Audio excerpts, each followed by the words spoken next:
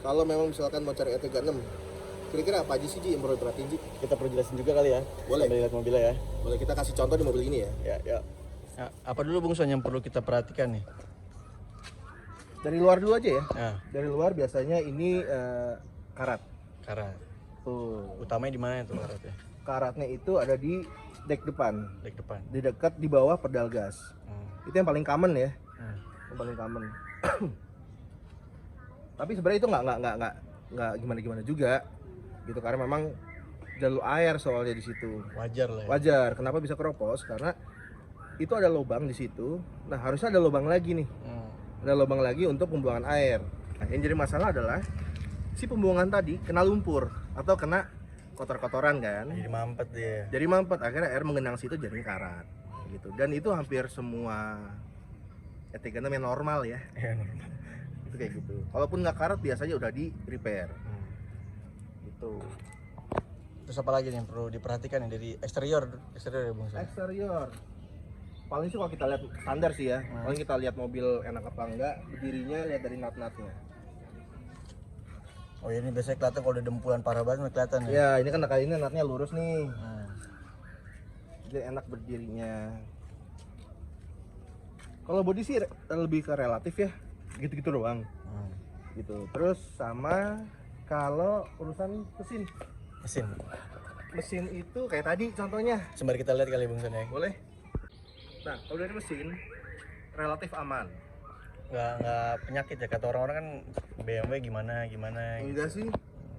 Enggak sehoror itu ya. Oh, enggak. Tapi memang masalahnya seperti yang gue bilang di awal, itu cuma yang kita perlu perhatiin adalah air mas dari atas ada bawah. Itu aja sebenarnya sih. Jadi kalau temen-temen yang baru ngambil mobil, biar enak gitu ya, biar enak ya. Jadi habis ngambil kita ganti oli, terus cek-cek yang lain, semua busi dan lain kalau bisa baru. Yang penting air mas sama sensor TD itu baru, dan yang ori Siemens kalau bisa. Kalau bisa, karena kalau misalnya kita pakai yang biasa itu agak kurang. Jadi dia tuh ada 3. Nggak awet juga lah pasti. Iya, ada 3. Ada yang harga 600.000. Itu agak nggak ngaruh sih ya. Tetap boros, tetap bolot larinya. Dan yang penting tapi bisa idle itu doang. Gitu. Ada lagi yang harga 1 komaan. Harga 1 koma itu lumayan irit.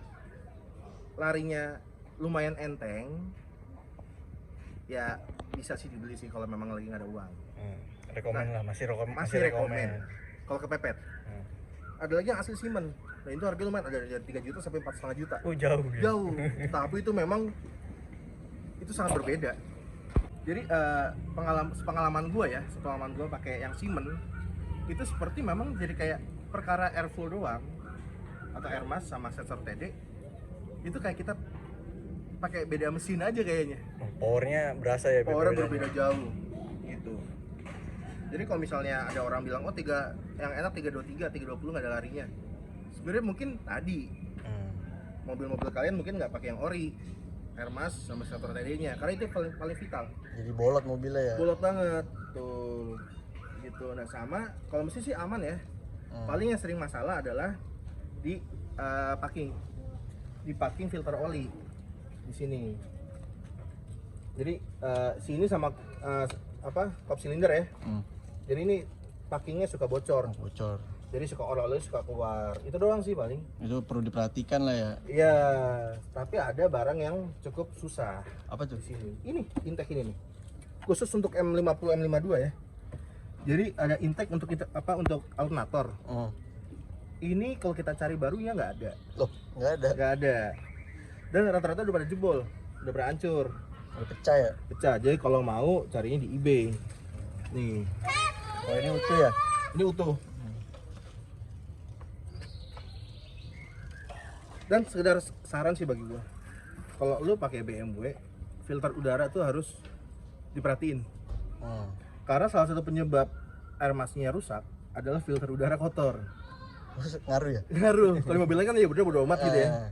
Ini sangat-sangat ngaruh. Jadi karena filter udara kotor, udaranya masuknya sedikit, dia air masnya kerja keras.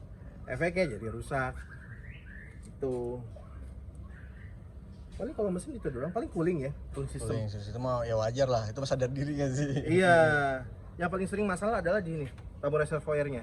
Kenapa tuh dia? Jadi ada selang, ini suka patah nih, kancingan ini nih. Ini tuh di dalamnya ada selang, ini suka patah.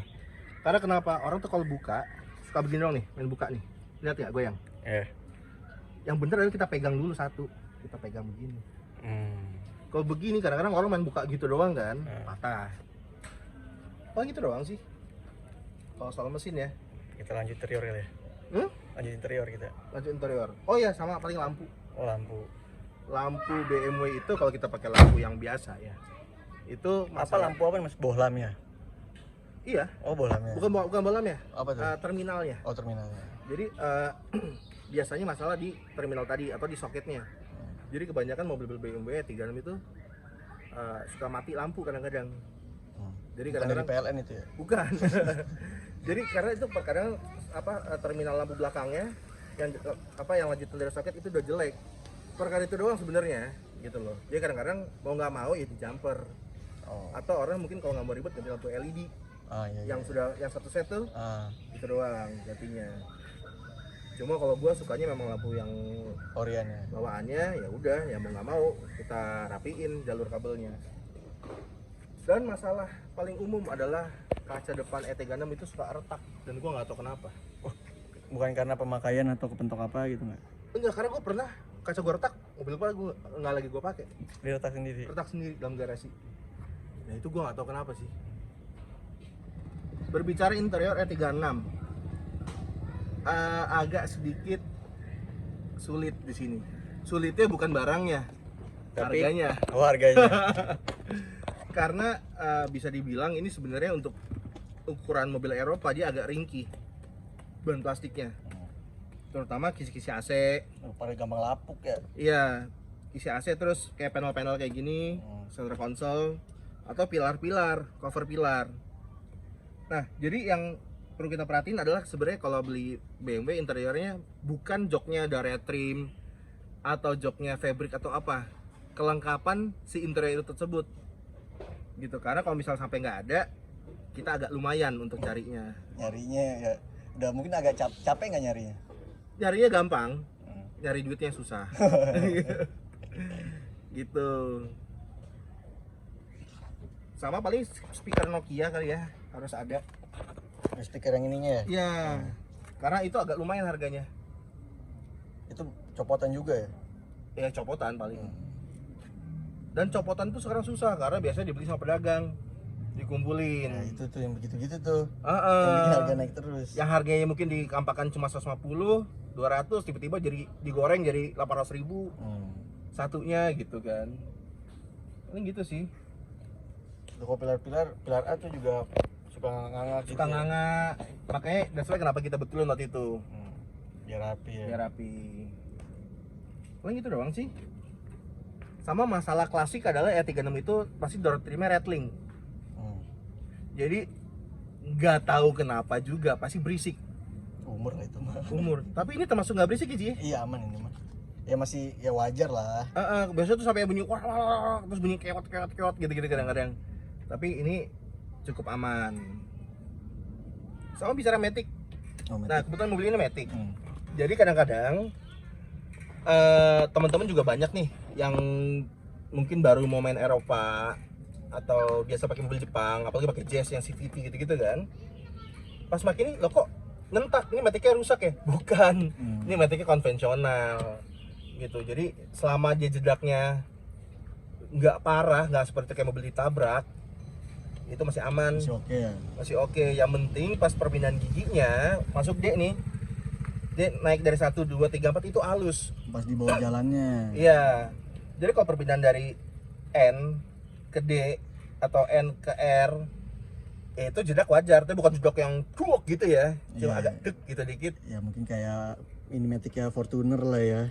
Iya, Fortuner juga gitu kan. Gitu. Dan ini Matic-nya pun tergolong ringan untuk dirawat. Karena masuk konvensional. Paling cek oli doang, dan ini termasuk badak kok. Matic-nya itu. Paling itu sih kalau interior ya. Kita modifikasi yang Kayaknya kita nggak sampai sana gitu. habis ngerjain plafon kemarin kita